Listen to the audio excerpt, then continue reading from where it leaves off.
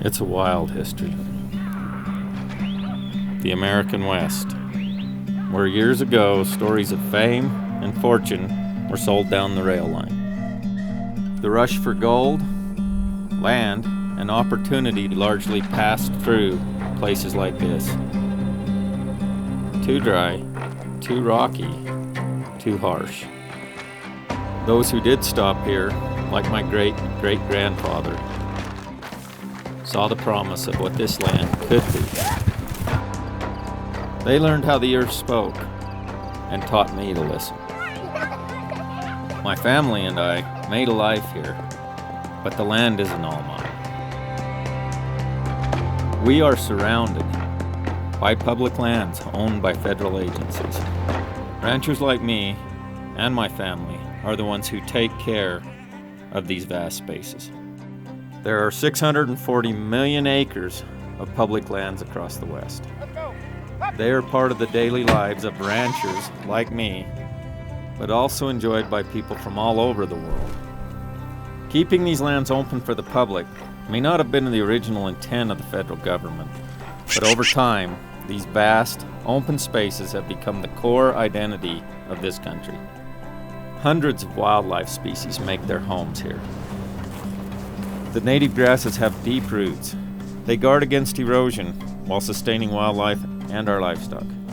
While they may not look like much, grasses like these are the largest store of above and below ground carbon in North America. Even in dry years, like this one, the soil is alive with millions of organisms that are the foundation of healthy, resilient landscapes. Ranchers like me have leveraged our ancestors' wisdom with the newest science and technology to make sure all of this lasts for the next generation. That future is threatened every day. Topsoil lost in landslides. Grasses devastated by grasshopper invasion. Every year, it's something new. I've seen fire wipe out entire landscapes.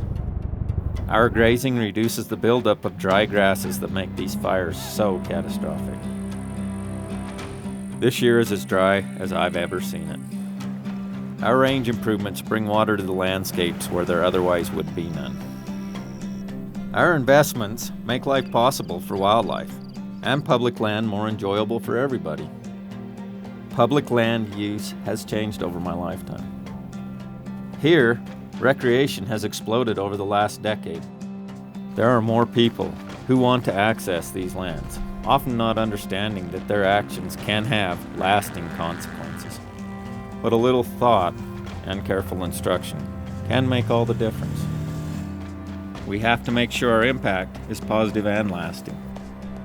These lands represent hundreds of years of history, investment, and success. They are the promise of a future that includes the range scientist, sheep herder, and the next generation. These lands may not belong to me, but we fight for the future of these landscapes every day. This is the best of the American West, a living history and inheritance for all of us.